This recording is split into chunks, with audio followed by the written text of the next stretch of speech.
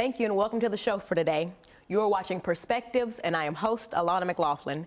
This morning on the show I have Monterrio Smelley here with me to discuss his background, his education, the work that he does in the local community, and ultimately the impact that he seeks to leave on local Tennessee communities. Monterrio, thank you for joining me this morning. And I just want to get into the Monterrio story. I know you go by Wise and also by Terio, so I'll be using the three kind of interchangeably. But set up those baby Monterrio years. Tell me where you're from, kind of what that early childhood looked like. Well, first off, thank you for having me. And I grew up in Preston Taylor. My granny didn't live in all parts of town, honestly, but what I remember as far as when I was growing up is Preston Taylor being out west. And it's been a long little journey within the baby years. But I grew up in all parts, to be honest with you, and it was growing up. It was. Now I'm gonna break it down piece by piece. Okay. When you say all parts, that means you've lived all over town. Yeah. So throw it. You said Preston Taylor. That's out west. Where else have you been at? North Nashville, South Nashville, East Just Nashville. everywhere. I've been everywhere. And with that, I want to talk about just those different areas and just some of the experiences you had, whether positive, negative, influential. But just tell me kind of some of what you saw during that childhood. Of course, I grew up in the projects. I've been out all over projects. Of course, it's good and bad, but I always stuck with the positive good. I played sports since I was like 5 and 6, football, baseball, basketball. So that really kept me out of trouble and kept me out the way. And who were some of the adults that acted as like those positive influences for you? I'll probably say my granddaddy on my mom's side. He was my role model more than anything. And just, I would say my coaches keep me influenced by football and keep me out the way, and my mom, of course. And where were you going to school at? Are we talking about when I was younger? Start me from what you can remember, kindergarten or first grade. Kindergarten, I went to Kings Lane. First through fourth elementary school, I went to Jones Padilla. Middle school, my 5th grade year, I went to East. 6th through 8th, I went to Head Middle School. Then high school, I went to Pearl all 4 years. Okay. And you kept sports throughout Pearl? For sure. Now take me through just some of the adolescent experiences that you had and just some of the pivotal high school experiences. I know that you kind of mentioned moving around to different spots. Did that take a toll on you at all? Or did it kind of help you grow as a man, kind of experiencing these different spaces? I wouldn't say it took a toll on me because I feel like it helped me more than anything because I know people from all parts of town, and everybody know my face and they're familiar with me, but I feel like majority of my family went to Pearl, so I knew I was going to Pearl. Plus, I played football, so Pearl is a football school, so I knew I was going to Pearl for sure. Now, in this last about 2 minutes of this first segment, tell me about your high school experience. Tell me about just some of the things you were into, aside from football. Kind of, how did you unwind? What did life look like for you outside of school or sports? To be honest, I can't even tell you what life looked like outside of sports because that was my life. Yeah. To be honest, everything revolved around football and sports. So I really didn't. I had, of course, I had a social life. I had a lot of friends. I had a big group of friends. Yeah. But everything really revolved around football. If it wasn't football, I ain't know nothing else but football. Now so. that's interesting because present day, I know that you write, you're in the shop, you make music, and so it's interesting to me that transition from football into your creativity. Where did the music, the poetry, where did that kind of come into play in your life? Like I always did poetry. I used to listen to a lot of Wale. Okay. Honestly. Yeah. Wale, and I'll probably say Starlito. Oh yeah. But I feel like that's just something that was always in me. Okay. It just, when I was done with football, I had to find something else to get into. Yeah. And I feel like barbering, it was something I just tried. Of course, I feel like I had creativity just within general in me, and that was a long journey. That's something I had to learn and process. Even with the music, was something I had to learn, even though it was already in me. It's just something I had to bring it out of me. So. And I want to ask, what inspired kind of that creative side to come out? What was the reason that you didn't maybe pursue the NFL or go on to coach or anything like that? What made you kind of go down the road that you're on now? Just trying stuff, taking risks. Yeah. You know what I'm saying? That's really the biggest thing, just taking risks, trying something new. And when I first got out of football, I was kind of lost, not knowing what I was gonna do, and then I just got to trying stuff, honestly. And just found something that stuck. Yeah. And in our second segment, I really want to go deeper into the real foundations of both barbering and of your music. I want to talk about what they've kind of afforded you in this present day, and ultimately the impact that you seek to leave on Nashville through this work. And I encourage viewers to tune into the second segment of Perspectives, where I will return with Monterrio to discuss his background, education, and the impact that he seeks to leave on Tennessee communities. Show for today. You are watching Perspectives, and I am host Alana McLaughlin. This morning on the show, I have Monterrio Smelley here discussing his background, his education, the work that he does in our local community, and the impact that he seeks to leave on our community. In our first segment, we set up Monterrio's early life to some of the neighborhoods and environments that he lived in, some of the schools that he attended, and ultimately we're examining his life after high school now, into college, some of the experiences that he had and the challenges that he may have faced throughout that period, leading into the person that he is today. We're coming right back in. We've just left off. You're at Pearl. We just boosted up how good Pearl's football team was. Tell me about life after high school. Take me from graduation day onwards.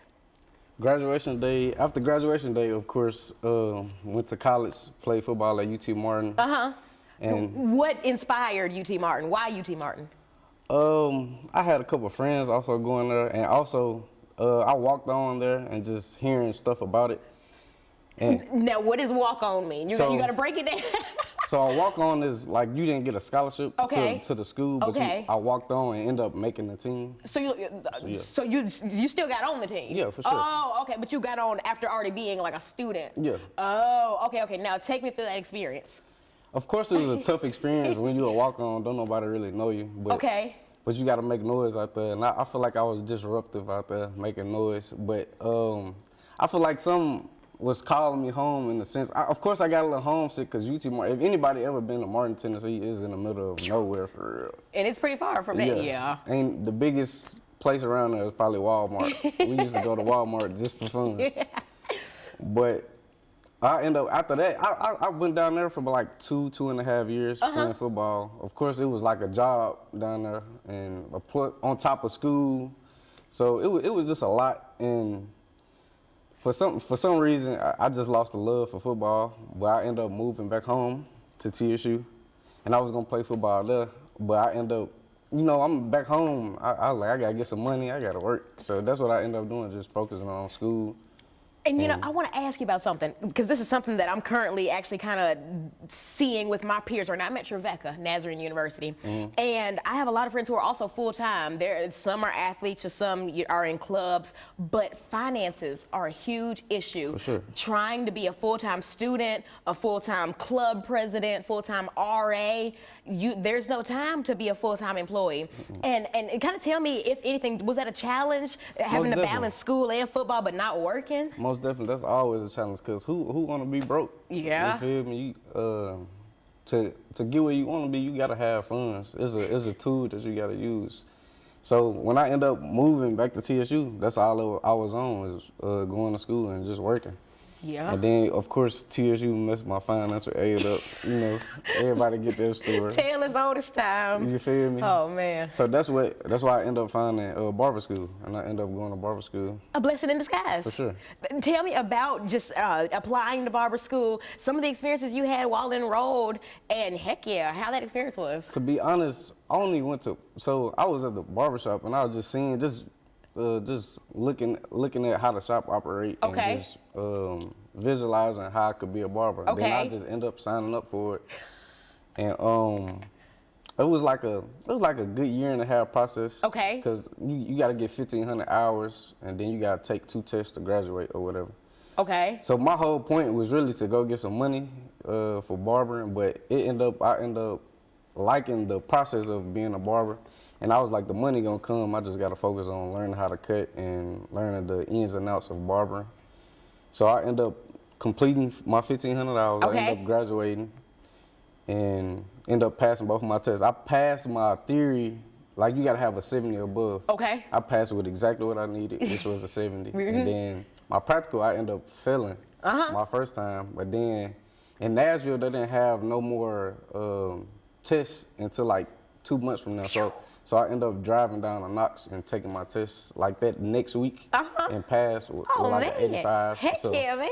then I ended up getting my license and became a barber. But that was just half of the journey. Tell me the other half. I know it didn't just happen like that. No, for sure not. Yeah, after having the license, I mean, where were you working at? Getting supplies, getting funding? Yeah. So my first shop, I started in out east. It was a smaller shop. It was just me and the owner. Okay. That didn't really work out because I wasn't getting enough walk-in flow. So I wasn't getting enough traffic to learn how to cut.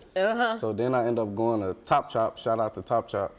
Red, the owner at Top Chop. But, I ended up being there. It's 20 plus barbers in there, and that's why I ended up building my clientele. Yeah. And then I was there for like a year and a half. Then I went to go get my own shop. I was there for a year and a half, and then I was like, I feel like the suite of being in the suite by myself is the best situation for me. I've been there almost 2 years. And So- like to present day. Yeah. That's, I got my own suite, and then that's where the studio is, Locked In Studios. Shout out to Locked In Studios as well. So yeah. And that's a perfect transition into, man, how are you juggling music while barbering? Tell me your musical start. I know that you've told me kind of your football history and your barbering history, but where did you begin to take your writing seriously? I say I've been beginning to take it serious. Me and my homeboys, we used to just go to the studio and they just be in there writing. I used to be just sitting in there. I'm like, damn, I know I could do this. You feel me? Just watching them like, man, I know I got some. So really just being around them and just taking the time out to just focus on the music and just focus on writing. Cause I'm a writer. Okay. I write all my music. So I know once I get to writing, something gonna come out eventually. Now, and tell me about your writing process. Is this just something that you're thinking of while you're driving? Do you sit down in a dark room with a pen and paper? To be honest, it comes randomly. I feel like that. It could be something happened in my life. I'll probably write about that, or I listen to some music, or I listen to a beat, and that brings a certain type of content Vibe out. Yeah. So that's usually how it be. It's very random with me. I could be in the car. I could be waiting on something, like if we was just waiting, like I was waiting for you so we could come do this, I could have been writing. It just be random. And do you have any inspirations? I know you've mentioned Starlito, but any other locals or national just artists, anybody that inspires that style, that sound? I would say my biggest three would probably be, no order, Starlito, Don Tripp, and I had to say Lil Wayne. Okay. Those probably my biggest inspirations. And tell me just some experiences with their music, and that's how I'll wrap this second segment. Tell me what makes them inspirational to you. You don't have to speak for anyone else, but why do you like those individuals? Because, well, for sure, all three of them talk about life, but like more importantly, like with Starlito and Don Tripp, they talk about like they do reality rap, and I relate to that more. They talk about life and real situations that go on in life. So that's what attracted me to them. And that's how I approach my music. Not trying to sound like nobody would sound like them. It's just how. That's just the vibe of it. That's my influence. So that's how it come off. And I like the reality rap too. I was listening, I cry sometimes on the way here, just like to feel like bawling my eyes out, just feeling good. And he give you any situation, like he can put you in any vibe and you can vibe with We love Starlito. Yeah, Shout out to Lito. Shout out to Lito. In our second segment, or in our final segment, excuse me, I'm coming back with Monterrio to discuss the impact that he seeks to leave on local Tennessee communities through his work. I encourage our viewers to tune in to this final segment and to hear ways that you can support this man and connect with him here in town. Thank you and welcome to the final segment of the show for today. You're watching Perspectives and I am host Alana McLaughlin. This morning on the show I've had Monterrio Smelley here discussing his background, his education, his childhood, the work that he does in our local community and the impact that he seeks to leave through that work. In our first two segments we talked about Monterrio's kind of early life through adolescent life. We talked about some of the schools and experiences that he went through, and ultimately in this final segment we're talking about the impact that he seeks to leave on Tennessee communities through his work, through barbering, through music. We're talking about how he juggles the two in his day-to-day life and ultimately ways that we can support this man in his endeavors. How do you manage clients and writing and? So it was hard managing it first because I didn't have no schedule or routine. I didn't know how important that was until I got into doing what I want to do. Yeah. And I'm still battling trying to get that together. It's an ongoing process, but now I told you I got the suite. So the suite where I cut hair and the studio is in the same building. So if I'm not cutting hair, I got a client, I'm finna go in here and work on some music. Now, are you producing on your own? Who's your producer? We just got an in-house engineer producer. And we call him KY. Okay, cool. He go by KY, so shout out to KY. But go ahead. But mentally, how do you manage? I mean, how do you prevent burning out? Because, I mean, you're dealing with clients, and I'm sure the men will come, and the men got issues going on, and usually they want to kind of vent in the barber chair. How do you deal with that? It's a lot, but I feel like God built me for this situation. And of course, you gotta have a team. Like, I got a team with the music. With the barber, it's just me. I'm my own team, you feel me? But you just gotta have a balance, just like with anything in life. And I feel like that's the biggest thing, just knowing the balance and which one you need to go to when it's time to go to it. Where does time for yourself come in? Where does your self-care? What makes you happy? That's what makes me happy, doing what I do on a daily basis, to be honest. Yeah, but I mean, how do you avoid burnout? When do you rest? I'm off on Sundays and Mondays. Okay, well then, yeah. I'm off from Sundays and Mondays from barbering. Music is ongoing. There's no off day with that, because whenever I come up with some creative or idea, I'm trying to go and put pen to pad, or you know what I'm saying. And tell me kind of what that looks like in present day. Are you working on a project, EP, music videos? So as of now, I'm working on the business side, getting my business thing done. Like, cause people say it's more business side than music. So yeah. That's what I'm working on now, getting all my stuff on platforms. So I'm just taking it day by day, and like we talked about, routine and schedule. So I go, like, if I got some clients, I'm gonna go cut my clients. That's priority. Yeah. Then after that, I'm trying to, I feel like long as I spend at least 2 to 4 hours working on some music, even getting the song done, registering music through my BMI and my publishing company. Them the main things I'm focused on right there. And yeah. And that sounds amazing, man. But I need to know more. Like, what's the impact of this work, right? And beyond just, oh, I need to make some money, so I'm cutting some hair, or oh, I like to write. How do you feel like you can impact Nashville communities through this work? I feel like I'm past the money stage. Like, the money gonna come when I perfect my craft and do what I need to do. Yeah. But to be honest, I like helping people. So however I can help people through barbering, by giving them advice when I'm cutting their hair, or doing little free cuts for the kids, back-to-back giveaways. I did a backpack giveaway at my shop when I had my shop. So however I can help with anyway. And then through my music, I feel like I talk about real life experiences, and I put people up on game in my music, dropping gems. So I feel like that's how I can help out through music. I don't talk about rah-rah, shooting, killing, drugs, and all that. I don't talk about nothing like that. But tell me, just what are some of the real life experiences? Like, what message do you want to leave with the youth, with the people listening to this, you know? I feel like that you could do anything you put your mind to. And most importantly, keeping God first. Okay. So I say that's most importantly, keeping God first. And don't let nobody deter your dreams. You could do whatever you want to do. And people going to hate. You just got to keep going. And just let them hate. And that's another thing, too.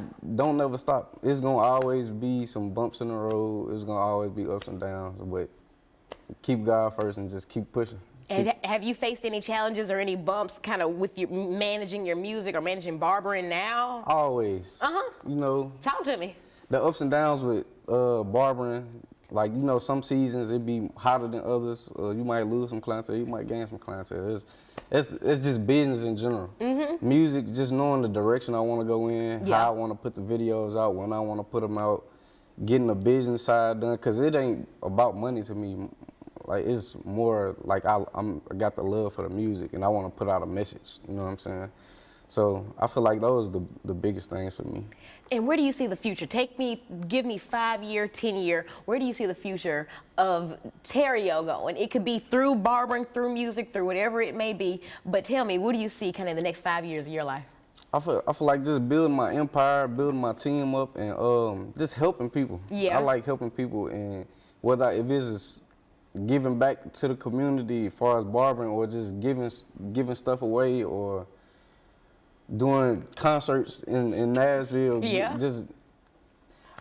I can't say what the future holds, but I just feel like it's greatness in my future. Tell me what you positive dream. impact. Can you see it? Do you see like the bright, shiny? For sure. I see, tell me what you see. To be honest, I don't want to be here my whole life in Nashville. So I feel it. Once I get some businesses down here and some property down here, I plan to probably go to like Houston or Atlanta just for music and just network and get in tune with people, and then people getting familiar with my music, familiar with my face, because I'm really an introvert. So just getting myself out there and just how can I put it? Just bring my extrovert side out. And just show people who I really am. Just kind of come out your shell like that. And I mean, do you imagine music or barbering? Do you imagine this forever?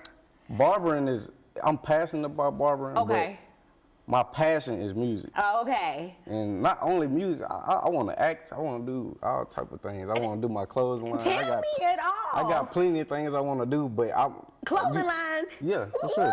But you got to start one thing at a time. So my two things right now would be my music and barbering. Yeah. And the other things gonna come. It's gonna be like a domino effect.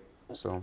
I mean, but yes, tell me what you're saying. What kind of clothes do you want to sell? Of course, it'd be more streetwear. Yeah, like merch. Like merch. But I'm also into. I could dress up, get some little suits going. No, look at you. You look good. Yeah. Yeah, and I feel like I got an eye for fashion as well. Yeah. For sure. So I feel like I'm a be global doing whatever I'm doing. Yeah. So it just take time building up the schedule, the routine, the team. The opportunities, you know what I'm saying? So I mean, it seems like you got your head on right about it. So man, excuse me, I need to be following behind you. In this last about minute of this segment, plug yourself in. YouTube, any social media links, anywhere that people can come to connect with you, plug yourself in. So on Instagram, _Y615, and my YouTube is also Y615. You can go see my 2 videos I put out in January, February, and then I got plenty of content on Instagram with my music, on my barbering. So y'all can book on my app for barbering, and also I got a studio. Y'all can book the studio, and y'all trying to do some music, we can do some music together. Trying to get your hair cut? For sure. Oh, can I book like double? Can I get an edge up and a verse? For sure. Oh, you need to add that as a service tonight. An edge up and a verse. Yes, ma'am. Do you ever have people, this is all off top, do you ever have people who like want to get a cut and then like hop into you real quick? So it'd be like most people there have a session like with my in-house engineer and producer, and then they'll be like, they see us a shop, you got time to cut me? So it'd be like that. That's perfect, man. And I want to thank you for just sharing your time and kind of just sharing a little bit about what you do with the community. I encourage our Perspectives viewers to tune in with Monterrio, to stay connected with him, and I encourage you all to support him in his endeavors. I see a bright future in his life, and I want to thank you all for just allowing me to share one more perspective. Thank you, and good morning.